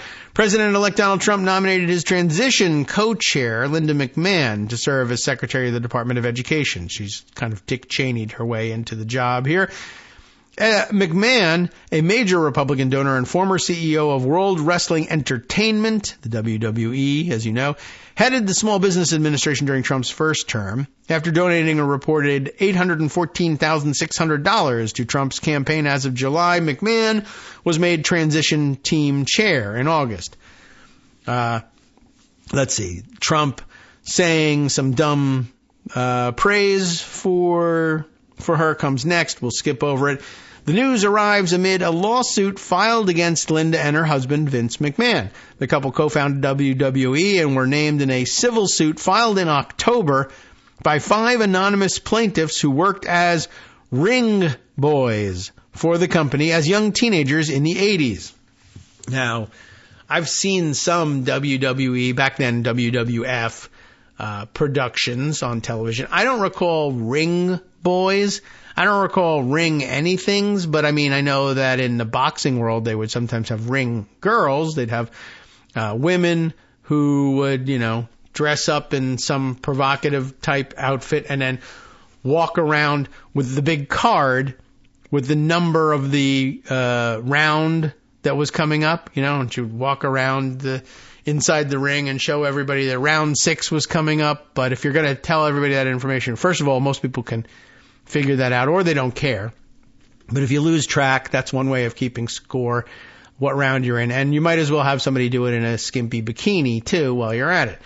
Now, I guess the WWE went with ring boys, and I don't know whether they actually used cards like that. What were they doing? I don't know. Maybe there's some description of it. But suffice to say, teenagers who were working for WWE in the 80s have alleged some rather terrible things were going on at the time. The plaintiffs alleged that they were, you'll never believe it, that they were groomed. I can't believe that Republicans are accusing everybody and their mothers of being groomers when it turns out that they are the ones doing the grooming. It's crazy. It's almost as if every Republican accusation is a confession. But they say they were groomed and sexually abused by Ring crew boss Mel Phillips on the company's watch. Not even sure what a Ring crew boss is, but I've never run a wrestling thing. I just wanted to point out, though, Jim Jordan, Denny Hastert, Linda McMahon, what is it with Republican pervs and wrestling? I mean, is that just, they just can't handle themselves because there's so much sweaty close physical contact? Is that what it is? I mean, I guess I could see that kind of being a thing, but it's just getting weird where prominent Republican politicians turn out not only to have been pervs, but very specific types of pervs with a very strange and similar specific type of pathological turn on, I guess. It's just kind of weird and I don't like it, just as they're weird and I don't like them.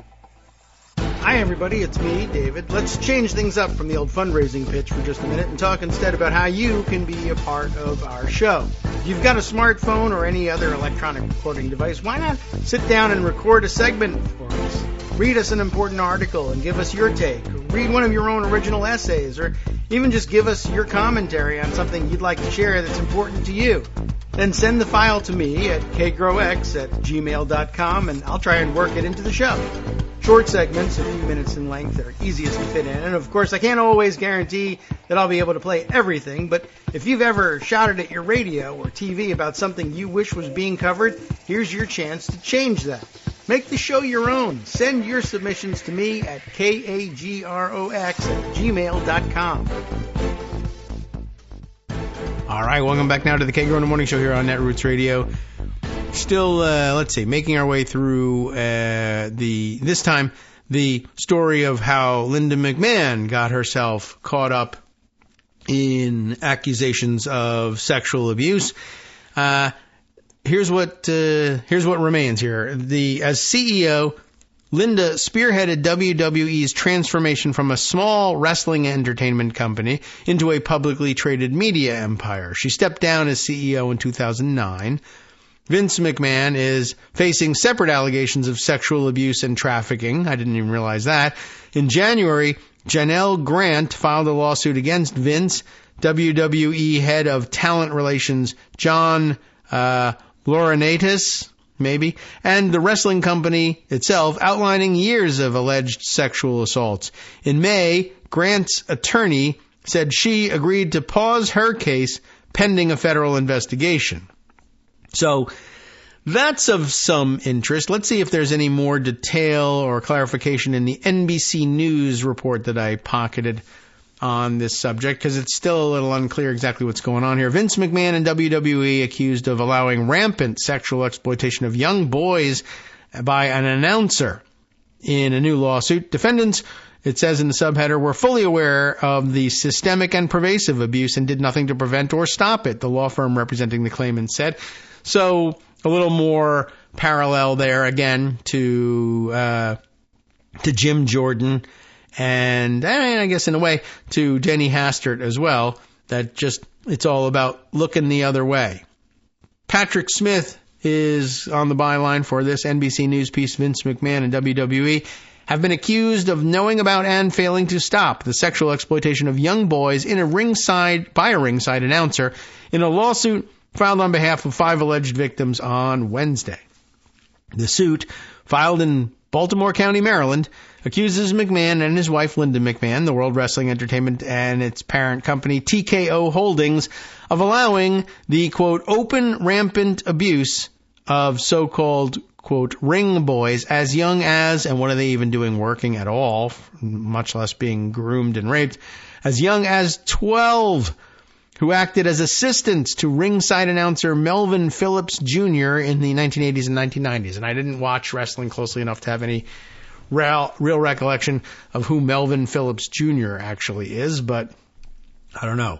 That doesn't really matter. That's neither here nor there. But just once again, this too, I guess, stands in as proof of the principle that we were talking about right at the outset. Every day's delay is a good idea because it's a day where something else can be found out and something else can go wrong for one of these horrific people. If they're terrible people, given enough time, you will find out something terrible about them that you didn't know before. And here's one. Not that, at this stage of the game, there wouldn't be any formal work going forward. There's nothing to delay right now, but these guys are so terrible, and of course everybody is so intent on demonstrating how terrible they are. We don't have to wait for the confirmation hearings for this stuff to come up, which brings us to a technical point about something else, I guess. Just as a side note here, could Democrats who still control the Senate begin having confirmation hearings for these nominees now? Short answer, yeah, sure, they could. Does it mean that they couldn't just start them over again and say none of that counts in the next Congress? Yeah, sure, they could do that as well. So, and of course, since it's not going to lead to a vote, it's just basically an opportunity to use a committee setting to air dirty laundry about people. But hey, go ahead and do that if you want to. But of course, there are some other things that people would like the Senate to be spending their time on, like confirming judges, et cetera, et cetera. So there's a competition for time, and it doesn't necessarily lead to anything concrete. But like I said, every day that you can bring out bad news about these folks, delay it and bring it out. Back to the story. TKO and WWE did not immediately respond to requests for comment. Melvin Phillips Jr., the guy behind these assaults allegedly, died in 2012. Jessica Rosenberg, attorney for Vince McMahon of the Aiken, Gump, Strauss, Hauer, and Feld law firm, big-time Washington, D.C. insider firm. Lots of Democrats, prominent Democrats working there. Said in a statement to NBC News that claims mentioned in the lawsuit, first reported by the New York Post in the early 1990s, were false. Oh, I see. Well, more than 30 years ago, the columnist Phil Mushnick tried to make headlines with these same false claims. Those allegations were never proven and ultimately became the subject of a defamation lawsuit against Mr. Mushnick, Rosenberg said. How did that go? I don't know. The negligence claims against Mr. McMahon that were asserted today rely on the same absurd, defamatory, and utterly meritless statements by Mr. Mushnick. We will vigorously defend Mr. McMahon and are confident the courts will find these claims are untrue and unfounded. Okay. Law firms DeCello, Levitt, and Murphy, Falcon and Murphy. Is that two law firms? It says law firms. Which filed the lawsuit, said in a statement, the underage ring boys were groomed, exploited, and sexually abused by Phillips, who targeted children from broken homes. Well, he's got that part down. That's what they say they do. The suit alleges the 5 unidentified claimants were sexually assaulted not only at wrestling events, but also at hotels and other venues. Phillips lured and manipulated 12 and 13-year-old boys with the promise of meeting wrestling stars, it claims. I guess that's what you would bribe them with. The suit alleges that Phillips would abuse the claimants in his dressing room while recording the incidents with a video camera. Well, what happened to that? 2 of the claimants are from Massachusetts, 2 are from Pennsylvania, and 1 is from Florida. They are referred to as John Does. The suit accuses the McMahons of long knowing of Phillips's, quote, peculiar and unnatural interest, unquote, in young boys. Well, I mean, anything could have happened, I suppose, to the videotapes. I'm sure he probably made sure to destroy as many of them as he possibly could. So, that's neither here nor there. It would be interesting if any of that evidence still existed, though. Greg Gutzler, a partner at DeCello Levitt, or DeCello probably, is leading the litigation and said that it was simply unconscionable that so many were allegedly aware of the abuse and doing nothing to stop it. Thanks to the bravery of our clients, we finally have a chance to hold accountable those who allowed and enabled the open, rampant sexual abuse of these young boys, he said. McMahon fired Phillips in 1988, the suit alleges, after allegations were made about the announcer's behavior, only to rehire him 6 weeks later on the condition that he, quote, steer away from kids. Wow. That's a big demand. The suit adds, he did not, and they knew it. He must have been just the most indispensable ringside announcer ever. The suit says that the claimants only recently learned how much those named in the lawsuit knew about the alleged crimes, partly because of a lawsuit from Janelle Grant, a former WWE employee who accused McMahon of sex trafficking and forced her into a sexual relationship in exchange for a job. McMahon disputed the allegations, saying in a statement this year, "I stand by my prior statement that Ms. Grant's lawsuit is replete with lies, obscene, made-up instances that never occurred, and is a vindictive distortion of the truth." A 6-part Netflix documentary, Mr. McMahon, released last month, centered on several accusations of misconduct against McMahon, including the case brought by Grant. NBC News reported last year that the WWE disclosed that investigators served McMahon with a federal grand jury subpoena and executed a search warrant. Marcy Hamilton, founder and CEO of Child USA, a nonprofit group that campaigns to strengthen children's rights, said the case was possible only because of a statute of limitations window in Maryland that the group fought for. One of the greatest tools in our arsenal is to push for statute of limitations reform so perpetrators and their enabling institutions can be held accountable in cases of delayed disclosure, she said. So, I guess if you wait long enough, just about any Trump nominee will turn up to have sexual abuse in their background. So that's why it's a good idea to wait it out and push back. Scott had asked me yesterday via text during yesterday's show, something I didn't get back around to, but he was asking me whether or not it was possible for the Senate, Democratic Senate, to hold hearings. And I guess I said, long story short, yes, there's no reason you can't. And, of course, the Senate can do pretty much anything it wants to, so long as it has a majority behind it. But, yeah, there are a couple of limitations. It has definitely been the case that I have seen before the Senate holding confirmation hearings before an appointment has been officially made. But my recollection is that we were talking about a confirmation hearing on by the new Congress post January 3rd, sometime between January 3rd and January 20th, before the nominations are officially made. The announcement has been made, and the Senate doesn't wait necessarily, if it doesn't want to, for paperwork to arrive, forged or otherwise, that purports to make these nominations by the president. In normal times, you can pretty much trust that if a presidential transition spokesperson says someone has been nominated for this job, they have in fact been nominated for this job, and you go ahead and you can have confirmation hearings before. What I don't recall seeing is a lame duck Congress during the post-election early transition time acting on the announcements, particularly if they come via, social media, the announcement that somebody will or won't be nominated to a certain position. But it rarely makes any sense to do them. And, it would only make sense in these weird situations where control of the Senate is turning over and it's to the opposite party and yada, yada. But could you hold those hearings? Yes, you could. Could you call witnesses? Sure, you could. Will witnesses show up for you? I don't know.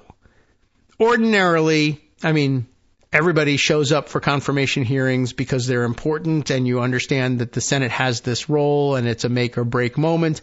But if you had a confirmation hearing for Matt Gaetz right now, and said, all right, well, come to the committee and testify.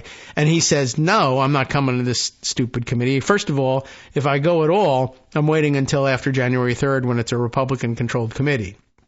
But second of all, I'm not, I don't want to talk to you. I don't care. I might not even have a confirmation process at all. I might just be installed by a recess appointment or by fiat. So there's that issue. But if the committee were to have a hearing and people didn't show up, they could subpoena them, but you know how long that process takes. They're not going to be around for long enough to enforce that subpoena. By the time they, get their paperwork together and file it and say somebody is in contempt, it's all over. January 3rd will come and go, and the composition of the Congress and of the committee will change. So I don't know whether that's really something you can leverage, but you can have you can call them committee hearings and put out a chair and show on the camera that the nominee wouldn't show up. The nominee doesn't have to show up for the new Congress either, by the way. It's just a matter of, ordinarily under normal circumstances, you probably will lose a lot of votes, even from the majority party, if you just fail to show up at your own confirmation hearing. But they don't have to comply, but then they could just, read things into the record. If they get a hold of the House Ethics Committee thing, they could read that. They could complain about the fact that it's being buried. They could tell whatever stories they know. They could ask Mark Wayne Mullen to tell the stories that he knows and see what he does. But all he has to do is clam up until January 3rd. So it's a maybe. And then also, of course, everybody wants the Democratic Senate to spend every moment they've got left on confirming as many judges to the federal judiciary as possible. Oops, I bumped my earphones here on the microphone. All right. Well, at any rate, they want as many judges confirmed as they can get. This takes every minute that they have left. The Republicans can do everything they can to slow that process down. While they're in executive session and or debating and or voting on these confirmations, I forget offhand the Senate rules on when committees can meet when the body is in session, but there are some limitations such that it would become difficult to both work around the clock to confirm judges to the bench and be able to hold hearings that people probably won't even attend. Nominees won't even attend, much less witnesses, at the same time. So it's a little difficult, a little bit of a balancing game. Might not in the end be worth more than confirming the judges. But then again, Donald Trump keeps insisting that it's illegal and unconstitutional for the lame duck Congress to be confirming judges. And he has demanded that they stop doing so. And he has demanded that the Republicans stop Democrats from doing so. They have only limited power to do so, but they can make it a slow and painful process, and they are responding to his demands that way and doing that. But yes, in case you thought you were crazy or being gaslighted, you are being gaslighted. The idea that, you can't we got to stop all these last-minute judges from the lame duck Senate, that's crazy. I mean, they installed a Supreme Court justice in the lame duck. Post-election, Trump had lost. They put Amy Coney Barrett on the Supreme Court. So essentially, once again, just a huge hypocrisy. No surprise to anybody, but there it is. All right.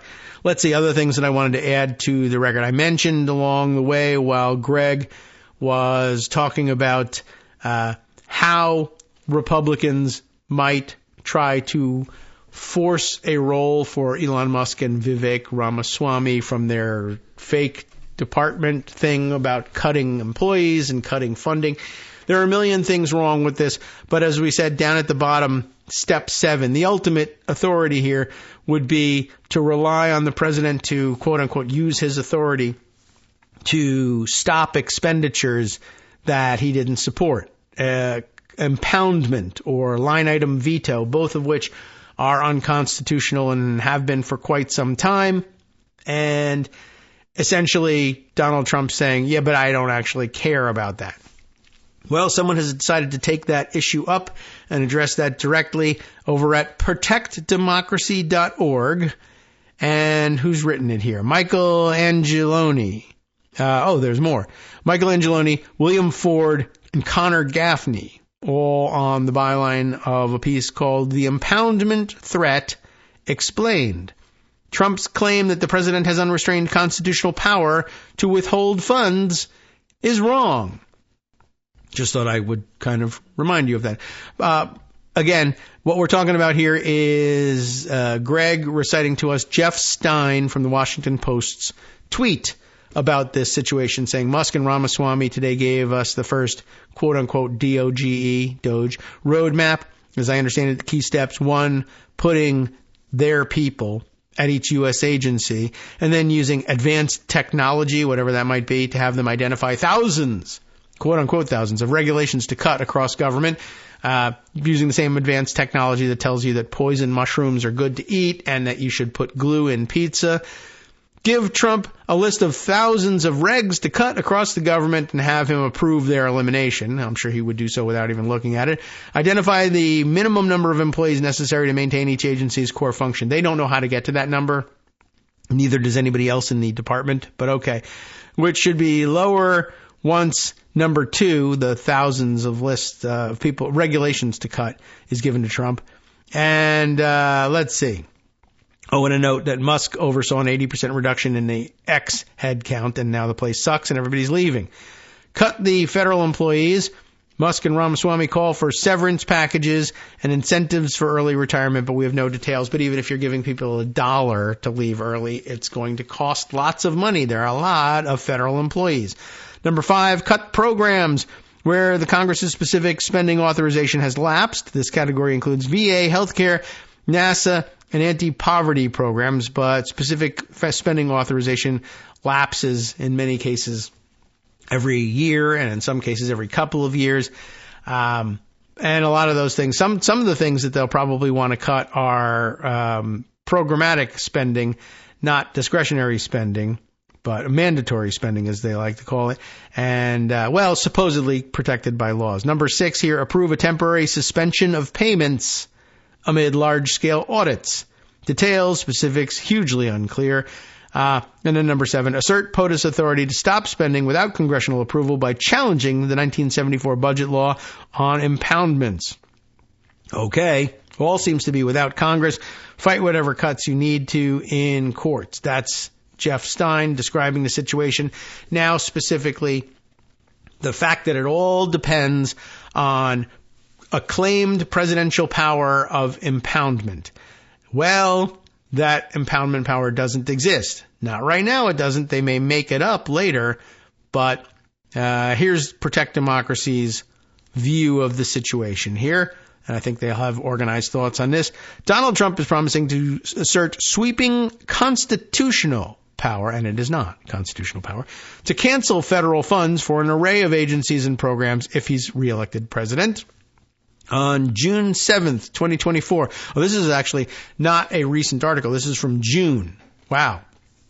So, I mean, it was pretty obvious he was saying he was going to do this, and it was just as illegal then as it is now, but might later become illegal when you find out you were pre-wrong. But okay, just note this was done in June. On June 7th, 2024, the Washington Post reported that Trump allies are considering cutting funds enacted into law for green energy subsidies, the World Health Organization, and foreign aid. But these cuts would just be the tip of the iceberg. Now we are going to have the Doge thing. Trump has promised to cancel, quote, massive, as he would say, portions of agencies' budgets as part of an across-the-board effort to, quote, crush the deep state. Now that has become Elon Musk's job. In June, I don't think Elon Musk was officially signed on with the re-election campaign. That happens after July and maybe into August. And at this point, people are still writing in the Washington Post and other major newspapers that Musk's politics are private and unclear, and you should resist putting him in a cubby hole. But okay, since 1974, and that's been a while now, a federal statute called the Impoundment Control Act has barred the president from unilaterally canceling funds. But Trump and his advisors think the president can do so anyway, in spite of the laws Congress has passed. They believe the president has an overriding and inherent constitutional power to refuse to spend or to impound appropriated funds. But Trump's position is wrong. What you didn't know is that you were pre-wrong about it being wrong. Trump's position is wrong. There is no inherent power to impound. The Constitution's text and structure and the history of presidential impoundments makes this clear. But why would you listen to the Constitution's text? What's wrong with you? What are you, dumb? Congress, not the president, makes federal spending decisions. The Constitution creates 3 co-equal branches of government, but to hell with that, and separates power among them so that no one branch will reign supreme. But, of course, Republican theory is that one branch does reign supreme, and it is Article 2. And they made it the second article because instead of the first because of reasons. They wanted to fool you into believing that Article 1 was the chief among equals, but it is, in fact, no, they're not equals, and number 2 is, in fact, number 1. And believe me now, hear me now and believe me later. Article 1 gives Congress the power of the purse, or the authority to fund the government through appropriations and to raise money through taxes. Article 2 vests the president with the executive power and charges him to take care to faithfully execute the law. Congressional appropriations or spending statutes are laws that the president must faithfully execute like any other, unless he just effing doesn't. Trump and his advisors, however, incorrectly argue that Article 2, I have an Article 2. Remember when he used to say things that way? I have a beautiful Article 2.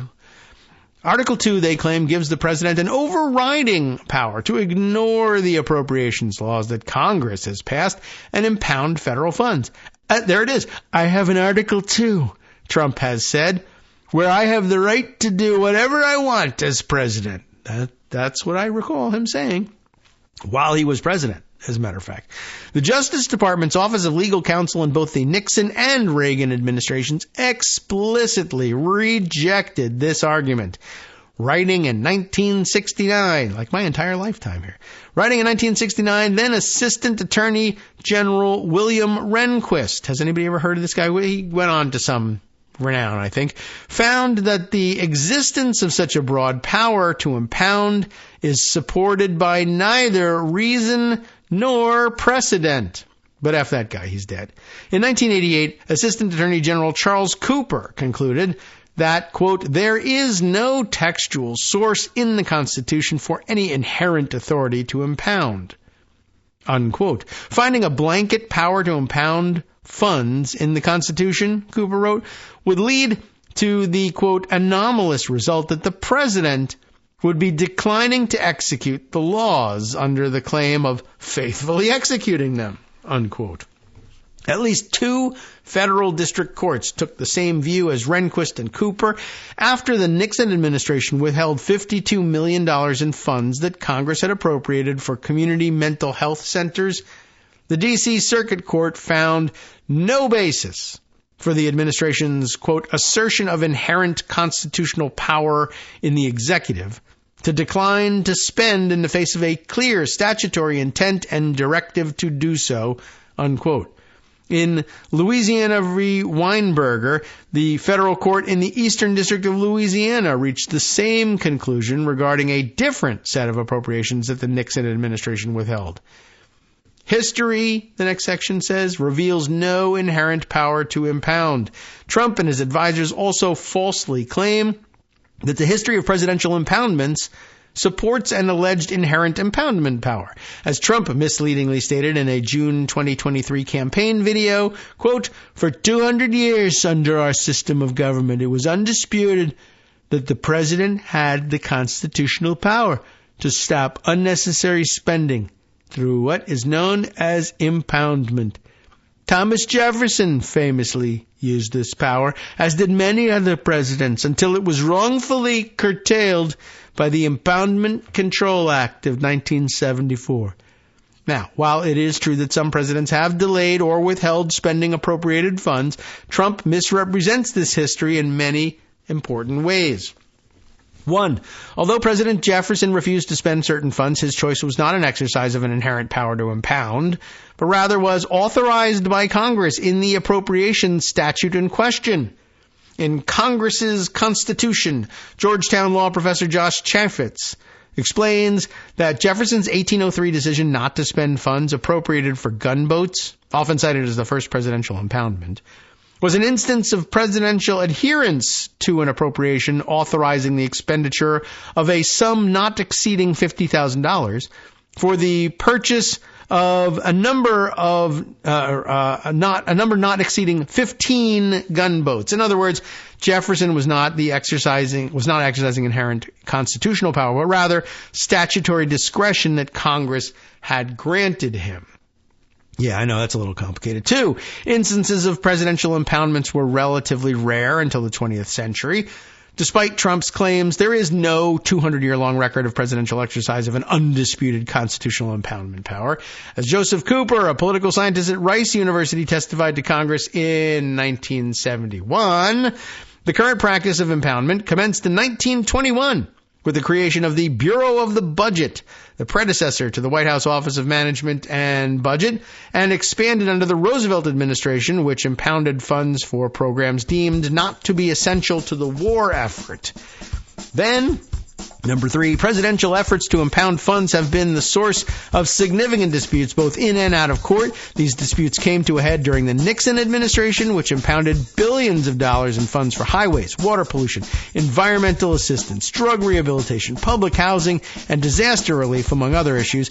Nixon's impoundments resulted in numerous lawsuits in federal court, many of which the administration lost. The scale of these impoundments prompted Congress at that point then to hold hearings in 1971 and 1973, examining the issue, and then to enact the Impoundment Control Act, which barred the practice except where the president follows specified procedures and receives congressional approval. In short, Congress recognized presidential impoundments as such a problem as a matter of policy and such a threat to the separation of powers that it changed the law to prohibit that practice going forward. Trump and his allies are planning to challenge the Impoundment Control Act and other constraints Congress has placed on the presidency to impose what one top advisor calls radical constitutionalism. You know, originalism, right? An effort to expand executive power to an unprecedented degree. They plan explicitly to ignore the law based on flimsy pretenses. An unbounded power to impound is a piece of that dangerous project, and it finds no support in the Constitution or our history. What do you know? I can't believe he's completely wrong about that. In the morning with David Waldman. But I guess we'll find out how many divisions the Supreme Court has. But now, time to hand things over to Justice Putnam for the West Coast Cookbook and Speakeasy. What's he got on tap? Well, let's see. It starts out with Trump's attorney and Deputy AG nominee Todd Blanche trying to claim in New York court that the Presidential Transition Act of 1963 mandates dismissal of Trump's guilty verdicts. But it doesn't.